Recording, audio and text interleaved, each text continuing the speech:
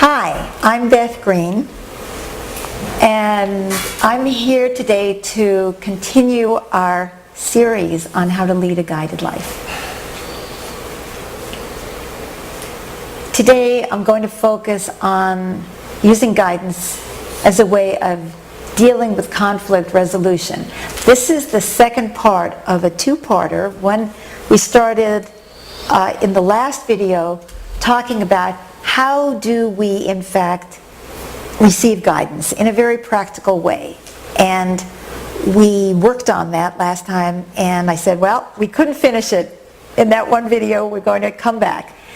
And we had gotten to using the body pendulum, the finger, and feeling the yeses and nos, and just beginning to develop our capacities to receive guidance in whatever way worked for us, whether it was through our body or through an inner voice or just a feeling, just working with yeses and nos, and using a question, is it for the highest good of all, including me, to do something?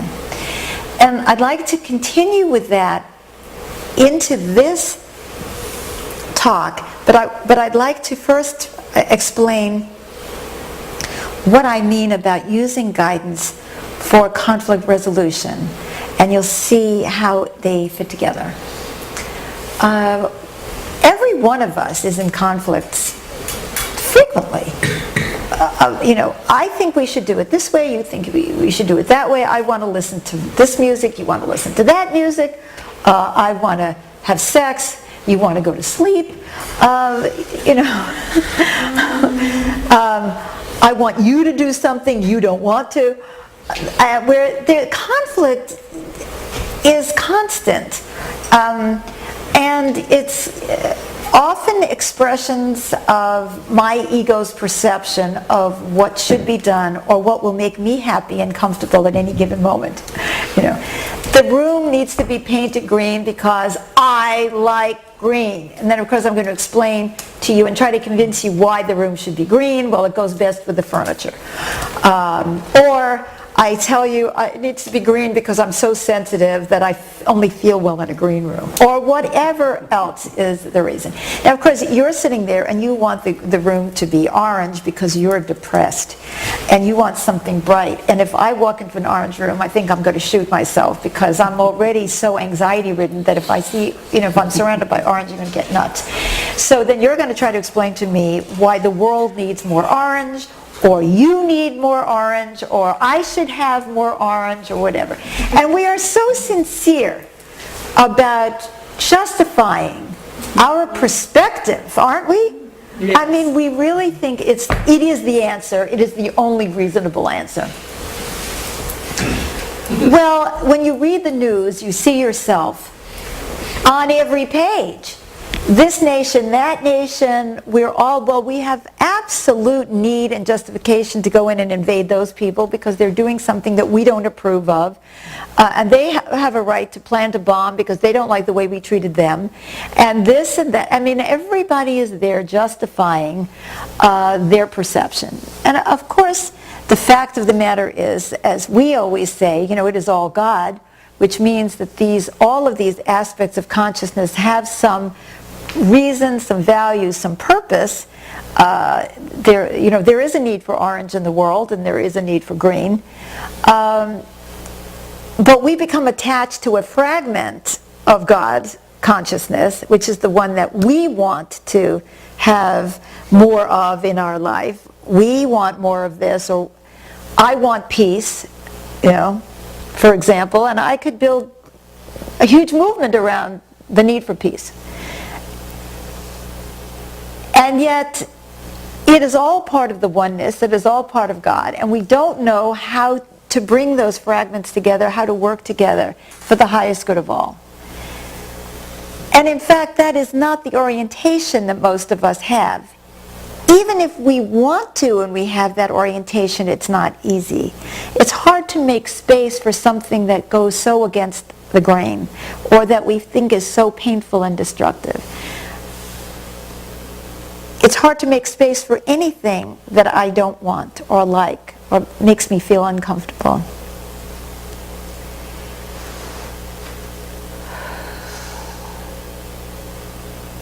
And so, how do we resolve the conflict between competing egos, competing wills, competing desires? I notice in myself, whenever I'm reading the news, that I have more judgments per second when I'm reading the news than I think I have at any other time in my life. It's like, oh my God, they can't do that. Oh, that's a shame. Oh, that's wonderful. Oh, that's terrible. I mean, by the time I'm done, I've gone through World War III. I'm usually up in arms about something. And I really feel that something has to change.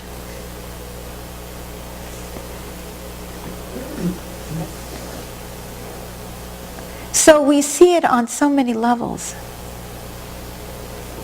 And how are we going to change the way that we deal with those conflicting energies?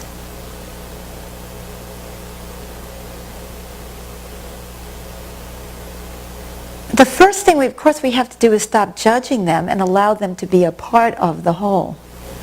And say, well, what part is this playing? And why would people behave this way? And what would they, what are they thinking? And this seems out of balance. I wonder why. But we do have to act in the world, and we don't just sit there and say, well, everything is everything, and it is the way it is, and therefore it's fine. And we don't do that either, because we're being called by a higher consciousness to take steps and to make movements towards change that will be really more beneficial to the whole, to each one of us as individuals, and to our collective, and to God, and to the world. And how do we do that? So whether it's you and me arguing about what restaurant to go to, or the United States and the Syrian government, we need a different way of being with the conflict. And as I said, the first thing is that we have to allow for it all, and instead of judging and reacting to the fact that someone is coming in with something different from what we feel is right and comfortable, we need to allow that that's part of the whole. But then the next thing we need is a higher perspective that allows us to be able to look and see what is going to be most beneficial for the transformation of consciousness that we seem to be a part of, the evolutionary process. I believe that we are going through an evolutionary process. I believe that everything is evolving. Well, I would say that it's beyond belief. I think that seems to be a fact, although there may be some fundamentalists who don't believe that there is evolution. Even there will be people who will disagree. But it certainly seems to me that we are living in an evolving world, and I am an evolving world, because every day I wake up and I'm different from the way I was before. And so how do we know what to do? We seem to be caught in a duality between everything has to be done my way because I'm right, or, oh well, everything is equal and everything is everything, and so no decisions are made. Just let it be. And compromise, which is our favorite, is, well, I'll give up something that I think is really important if you give up something that is really important to you. Or if I get my way in this thing, you get your way in that. That's the way that conflict is resolved. I would say either through domination, whoever has the biggest stick gets to decide how things are going to turn out. Those who can amass the strong enough movement or power to counteract that power, or you don't do anything, or you compromise. And we know that every compromise has within it the seeds for the next conflict, because nobody is ever satisfied by that compromise. That compromise is always something which is seen as a step towards, and next time I can build on the power that I've just achieved here in order to get my way next time. So those of us who are fighting for gun control will try to get through some half-assed measure because we think that's going to open the door. And the people who are fighting against gun control are afraid to allow anything to be done, even the most obvious common sense, because they know darn well that that's exactly what the people who are fighting for gun control are doing, is trying to take a step towards gun control, the very thing that they don't want. And all the fears and all of that's associated with all of that. And so we don't have, generally speaking, a better way of dealing with conflict than what we have just described. And those of us who are dominant in a situation always know that the people that we've dominated to get what we want are angry and resentful and are just out to get us and are waiting for the next moment where they can put a little bomb in our house. And those of us who have been defeated sit there stewing and resenting, looking for some way to get back at the people who dominated us. You know, it's like the kids who throw the paper airplanes at the teacher when the teacher turns around. You know, because they don't really feel very much power in that situation. So they're looking for some way to express their frustration and to gain the power. Now, what does this have to do with leading a guided life? Is everything. Because when we lead a guided life, we are neither dominating, dominated, or compromising. We are guided. We may be called to do the thing that the weakest member is articulating. Because that weakest member may be articulating the highest level of consciousness in the room. The divine consciousness can come through anyone and everything. And often it comes through the connection of all the pieces that are arguing and fighting with one another. But that could be brought together in some kind of synthesis that nobody realizes. But I don't want to comment on at this point, on what it is that we're going to be guided to do. I'm just talking about the process of being guided. Means that we have to let go of all of our agendas, and we have to let go of the illusion that if we are in the more powerful position, that means that we should win. So we're giving up all the perks, you see. We have to disarm the power of our position. So if the parent is with the child, if the child is the weaker of party in the sense of having less say about things, the parent may realize through guidance that what the child is saying is right. Or in the situation where the child dominates, which happens frequently in our day and age, it didn't happen when I was growing up, but where the child guilts the parents or whines or whatever it is, the child needs to be taught that it may not be. What they're saying may not be what is for the highest good of the whole either. Now, I'd like to talk about the highest good for the moment because in this series, and what we're up to, is we're talking about getting divine guidance. We talk about the highest good of all, including us. And I would like to reiterate that later on in the series, I'm going to be talking about divine guidance in different ways, where we've become more and more integrated into the God, into the source, into the higher consciousness. But now we're still assuming that we're thinking the way we tend to think, which is in a dualistic way, that there's us and then there's divine guidance. And I know that that isn't exactly right, but this is, I'd like to start here, because we haven't even got this down yet, right? So, that there is a whole, this we know, that there is a family, that there is a community, that there is a bunch of friends, that there are nations, there is a planet. And we have a tendency to think from the ego perspective, of what's good for me. Just as I was describing before about I want the room to be green and you want it to be orange. I mean, that is no different from what we are facing today, which is we've discovered ways of extracting vast amounts of fossil fuel, and people are going to get rich, and everybody's really excited because we're going not be we're not going to be dependent we're going to be independent from the Middle East, and we're destroying the planet at a faster pace than ever before, and this is going to enable us to do that. I mean, it's just, there it is. You see two articles side by side. One is climate change is so critical now, but it's just a few more degrees and it's over. And right next to it is untold wealth has been discovered in North Dakota. Soon you too will be able to extract oil from your vegetable garden, you know, and we can destroy the planet faster than ever before. And this shows the fragmentation of our consciousness, you know. And we're just like putting a this could be serious, but it's not stopping us from rushing out there to make that money. And who is thinking about the whole?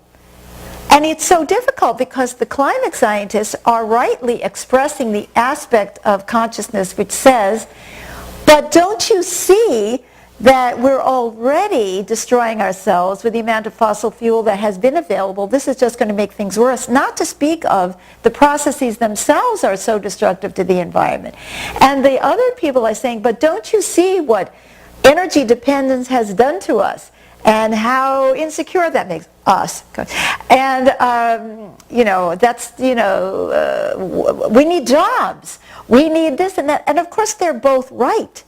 So the whole is not just about climate change. The whole is about there's climate change and there's poverty.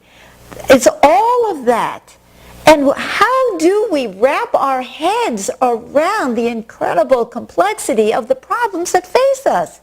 Whether they're the problems in our little family units, the problems in our communities, the problems in our world. I don't know. Do you? I mean, I love to sit there and read the news and say, oh my God, that's so stupid. Oh my God, that's so terrible. But if somebody said, okay, Beth, here is the magic wand. You can change the world right now. What would you do? I'd say, well, I would support people to get more conscious. That's the only thing I can come up with. To come together. I mean, I wouldn't even dare. We don't even know what is going to be the impact of the things we do. You know, you do one thing, and it can set off a chain reaction that you have no idea what the impact is going to be. And yet we have these huge life and death decisions in our hands. And we have to kind of relax about it and say, well, you know, this is an experiment that may go awry. It may go wrong. We may self-destruct, and then we smile through that and say, well, maybe for the universe it would be better for us to self-destruct. I don't know. But we have to be very neutral, don't we? So I say, let's get guidance from a higher perspective, shall we? And what is for the highest good of all? Because the article about the drilling and the natural gas and the oil, the fossil fuels, is right next to the articles about the insane weather that we have had in the United States and around the world. And there's almost never a cross between those two articles. I don't know if you've noticed that. They're just, you know, there's a disaster here and then there's the disaster there. And the fact is that the people who need jobs also need the climate to stay stable enough for us to survive. And the people who are making all this money on these new drillings need to have roads and bridges and that are not destroyed by earthquakes, by floods. You know, they need their, it's just, everybody has a stake in everything. So how do we make a decision about what color the wall should be? I've talked about the way we make those decisions based on power, often, and compromise. That doesn't work to get us to the highest good of all. And on top of that, we don't even have the wisdom to take it all in. And so, how about divine guidance? How about higher consciousness? How about being open to an intelligence that is greater than our own? And so the question that we ask, which I started to talk about last time when we were talking about the nuts and bolts of getting guidance, is it for the highest good of all, including me, to paint the wall green, orange, or something else? And it's usually something else. And what would that be? And then we keep asking. And we keep asking and we keep asking. Because our perspectives are too narrow. And we are too dominated by our own individual impulses.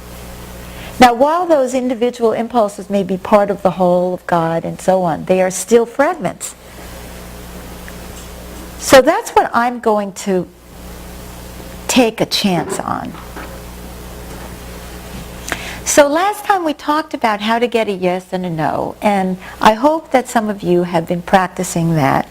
And just for this moment, why don't you tune into the way you, and if you haven't watched that video, please do. It's How Do We Access Guidance, I think, part 1, something like that. So tune into whatever modality works best for you at this moment, and that can change too. And some of you are already hearing full sentences, or you just see images, and that's fine also.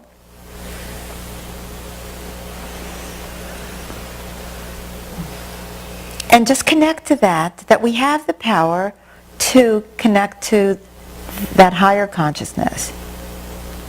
And affirm that in yourself. I can do this. Even if I don't do it perfectly. Just doing it will change me. Because the first thing we do when we ask for guidance is we go neutral. Because we know that we are going to be dominated by whatever fragment of consciousness is dominating us. Like I really, really, really, really, really, really, really want peace. Or I really, really, really, really, really, really, really want you to love me. Or I really, really, really, really, really, really, really want that job. Or I really, really, really, really, really, really, really, really want to get ahead of that car that's in front of me on the road. Or I really, really, really, really, really, really want that chip. That drink, that cupcake, that heroin.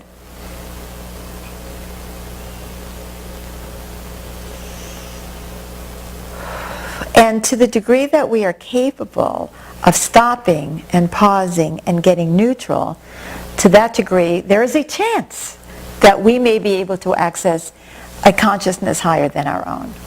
Maybe not the highest level of consciousness available in the universe, but at least a notch up from our own. A higher perspective that sees more, that has a bigger picture, that can see more factors, that can see into the future, into the past, or I could say where the future and the present are one. Because in what we do in the present is the seed that determines the future. And that when I'm dominated by that need for that chip or to pass that car or whatever, I'm being dominated by that impulse that says I'm late to work, or I hate being held back, or I'm so frustrated in my life I need to feel powerful, so I've got to go 85 miles an hour, or whatever it is that's driving us. That impulse is not seeing that if I pull over, I'm going to get into an accident that's going to kill 5 people. Because I'm being dominated by the impulse that I'm feeling in that moment. I'm not seeing what's going to transpire because of what I've done. In fact, I may pull over very successfully to the right to pass and go then to the left to get back, and I get in front of the other guy, and you can say, see, nothing happened, it was fine. But I don't really know that, do I? Because I don't know how I impacted the person who was in the lane next to me, who might have freaked out and might go home and beat their kids. I mean, we don't know what impact we have on anything that may have frustrated somebody or shamed somebody, or they are so impaired physically because they're too tired or they've been drinking or whatever, that they do something irrational to swerve because they don't see that there's enough room. You just don't know. And so, I don't want to be responsible. I'm responsible for the choices that I make, and yet I don't want to be responsible for having to make them alone on the basis of my own knowledge, intelligence, and wisdom. Do you? So we ask for divine guidance, and the simplest way is to ask for a yes and a no. That's how we can start. And we acknowledge our oneness, and we acknowledge the impact that we have on one another, and we acknowledge our ignorance by saying, is it for the highest good of all, including me, to do this?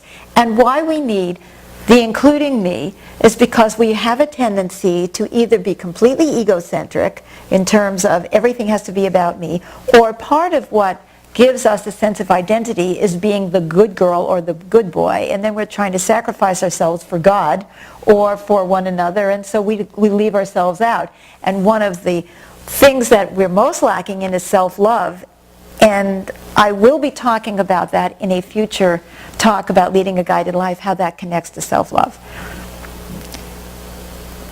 But suffice it to say that the highest good of all must include me, or it isn't all. You can't have all if one piece is missing, and that piece is you. So,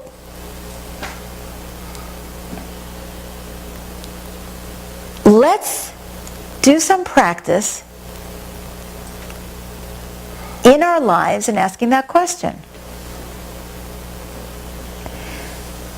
Another thing I would like to say about this topic is that we can't jump into asking the question until we're ready. And what we've discovered, and by the way, there's a lot in the Living with Reality book, which is free on our website in Platform 4, about the highest good of all. It's in our chapter called Becoming Mutually Supportive. It's to see that we have to work together to support the whole and the evolution of the whole. Some people want to take the tool and check in. It's a way of checking in. There's many ways of checking in with higher consciousness. This is just one of them. Many people want to use that process as a way of avoiding talking about anything and getting stuff on the table. And that's another pitfall that we need to avoid. You can't, excuse me, I don't want to, I hate to stop. Christopher, I don't know what you're doing. I don't want to stop the taping. It makes it difficult for Todd. Okay, but what? All I'm going to say is what I hear you saying is exactly that process. I don't hear the common sense, observation, experience, intuition of the process of the consciousness of the aspect of the individual evolving in its own process. Okay. Where it's not looking and questioning is what is the value that I'm not seeing in this experience? And that's not over itself in order to be able to allow itself to expand in its own relationship with its own aspect. I have a topic that I'm supposed to cover today, okay? That isn't it. So that's something that we can talk about another time. Okay, I'm sorry, Todd, but I just felt like it was getting too distracting, so I had to. And breathing and stuff like that. Yeah. You know, the last time I just ignored it, but I felt like I needed to. All right. Yeah, Rose? Fine. also suggest that when we have that break, so it helps the recording editing, you just, when you start back up, you just stop, be absolutely quiet for a moment, and then start back in. Okay, right. Now I have to remember where I was. I was talking about, using the process to avoid, okay, Talk about it. yeah, okay. Now, why wouldn't we want to talk about something? Why would we want to just jump into checking in? Well, because we have to reveal things in the process of talking about something. I have to reveal my own agendas. I have to reveal my own feelings, my attitudes, my prejudices, my desires. I might not want to do that.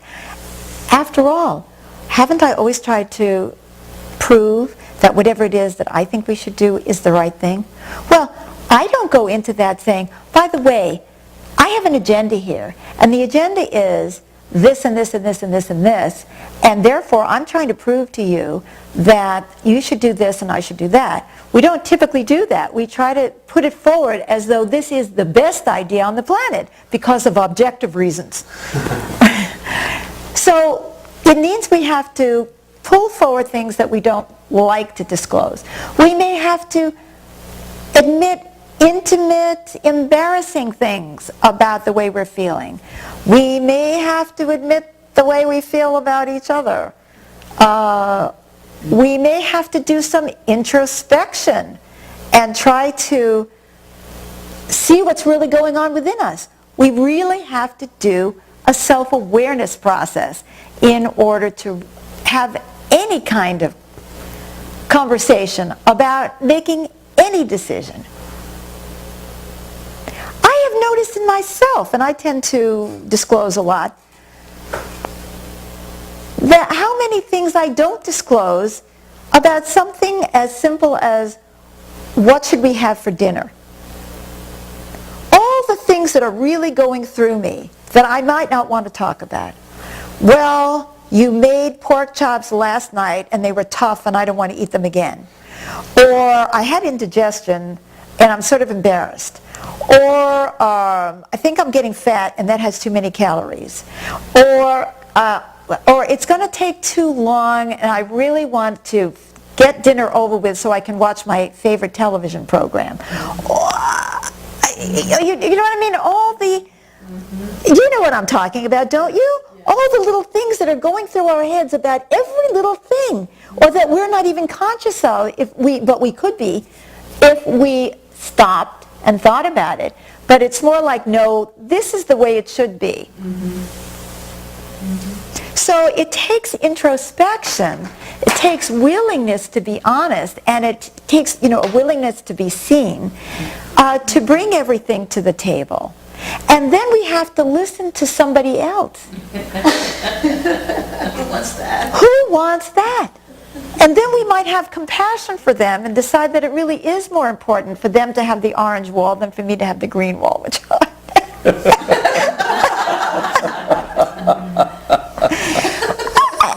I mean, I can't tell you how many times a day, because I'm very dependent physically, as you know, most of you already know. I'm very dependent physically, and James has to do a lot of things. Well, I don't want to check in and find out that he really shouldn't have to do X or Y that I really need that I can't do for myself. Are you kidding? Is his fatigue anywhere near as bad as mine? Is his pain nearly as bad as mine? Do I have to sit and listen to him about how tired he is when I feel like I'm half dead? No! I want my chicken soup. And that's all there is to it. I can't. He can, I've decided. So who wants to talk about it? Who wants to find out anything that will make me uncomfortable in any way? I don't want to know that this report really needs to be finished on Wednesday. I am tired. I'd rather sit around and bitch and moan and say that the boss is a creep and a slave driver. Not that the company will really go into default or with a bankruptcy if we don't get this report done. Because then I've got to drag myself. You mean I can't go to my kid's baseball game? They are going to get angry at me. They're not going to love me. I've been a bad parent all year. I promised them I would go to this thing. You mean I have to do that? Or conversely, does the boss want to know, we really don't need to have that report on Wednesday? It's just your neurotic need to have everything under control? Or you want to look good to your partner? Or I've always gotten those reports out on time, and you're going to do it because that's how I've gotten ahead in the company, or whatever.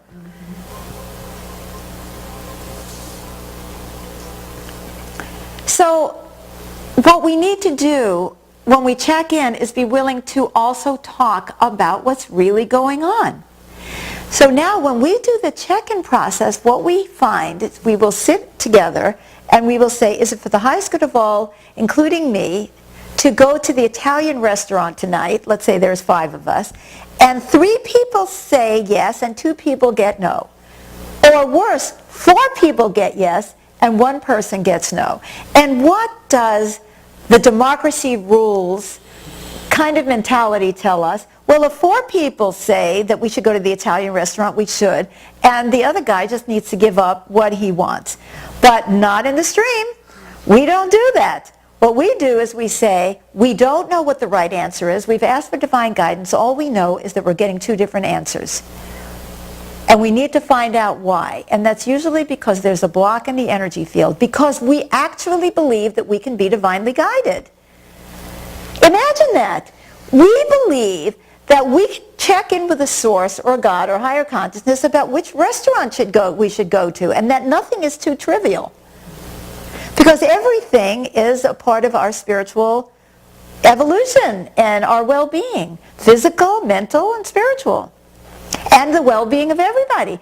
Maybe we're supposed to go to the Chinese restaurant because the waitress needs the tip, even though we're going to all get indigestion. How do we know? When I said to you, you don't know when you're passing that car what impact you're going to have. I mean, we really don't know. So then we talk about all the issues and we bring it all up and we disclose everything, and then we're all done. We still get neutral. And then we ask again, would it be for the highest good of all for us to go to the Italian restaurant tonight? And then we all get no.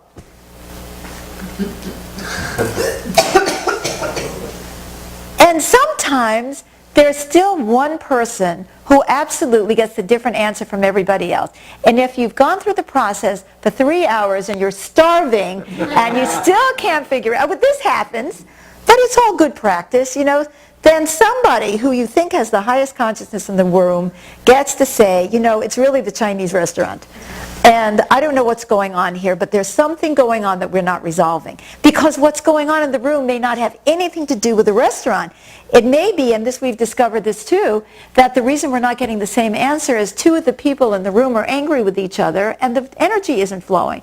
And it has nothing to do with the restaurant. And that comes out in the process of trying to ask the question, where to go for dinner. And then it turns out it doesn't matter where we go for dinner, but we needed to disclose the fact and discover that there was this argument going on, and now we're able to deal with it.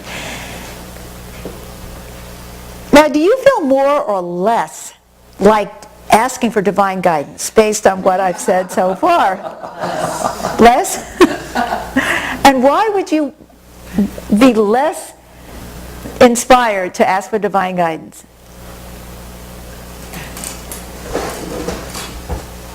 Because you'll never get to dinner. It could be. You may get to heaven, but you might not get to dinner.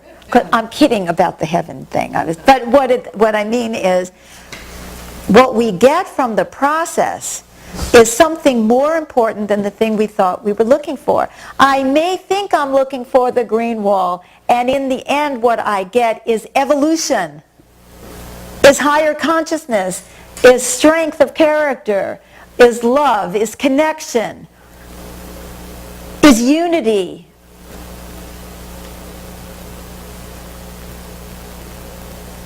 That's what I may get, along with my indigestion. I may get greater connection to Source, so that ultimately the guidance comes so fast that I don't even know anymore that I'm asking. Because the connection becomes stronger and stronger and stronger until I feel it in my body.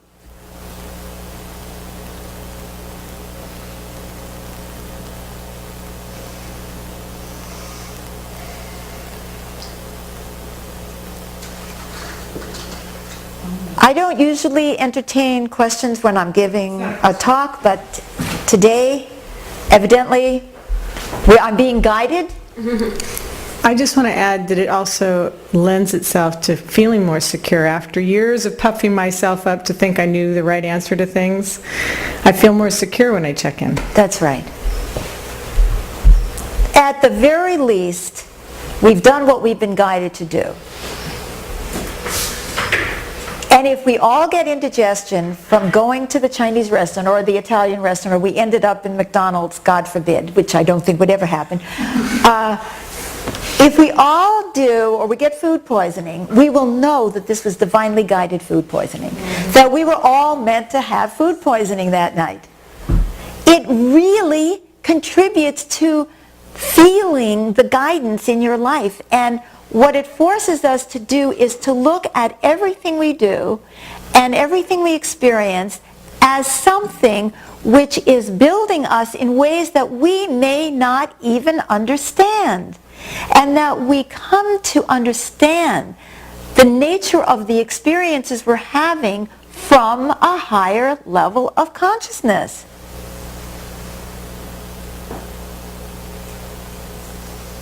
Why did I do that? Oh, when it had such a bad effect. I thought I checked in and it was a disaster. I just heard that from somebody last night. I was checking in all the time about doing this and doing that, and it didn't come out well. It's like, well, because that was the experience you needed to have in order to grow as a being, because whatever came out of that, whatever that challenge is more important than the comfort that you did not experience during the experience.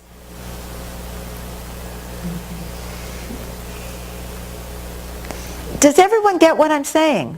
Yes. We don't like it, but we get it. Leading a guided life is not about comfort.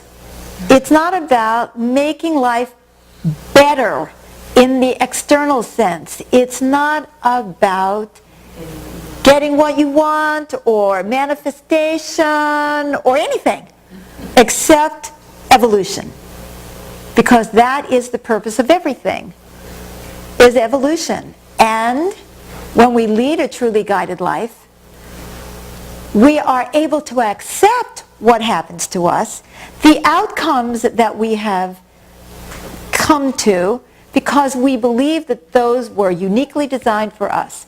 And the fact of the matter is that no matter whether we ask for guidance or we don't, we're going to have to face the realities of how difficult life is anyway. But guidance brings us faster to the core of what it is that we're trying to work through, that we are being divinely guided to work on in ourselves and in the collective. So I encourage you to read Platform 4, Living with Reality. It is free, and there is a tool in the back about asking what is for the highest good of all, including me, that goes into details about mutual support. Why are we asking for the highest good of all? What is self-care? Why do we include ourselves?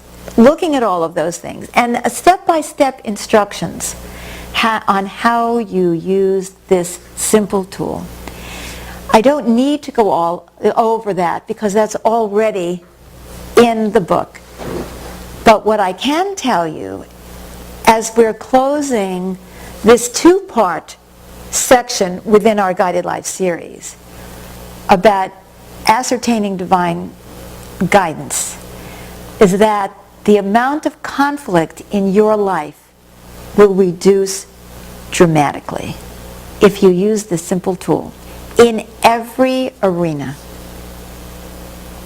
The feeling of oneness and unity that you will feel with the people with whom you practice this is amazing. It brings us into the reality of oneness. We experience oneness when we ask the question, what is for the highest good of all, including me?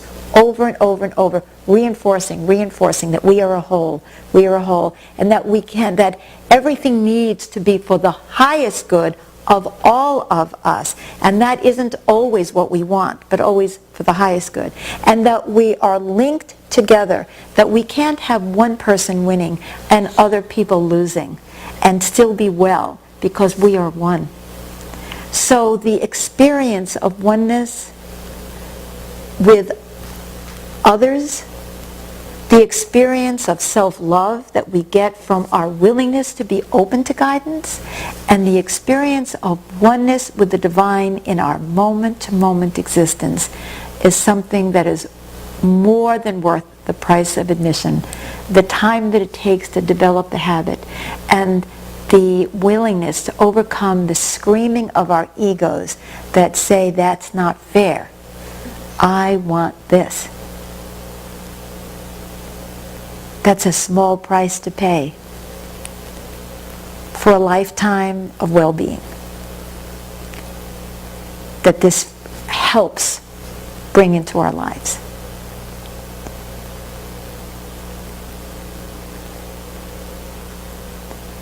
In my next video, I'm going to be talking about self-love, which I started to talk about in this video, the real nature of it, and how it connects to the new spirituality. I look forward to seeing you then.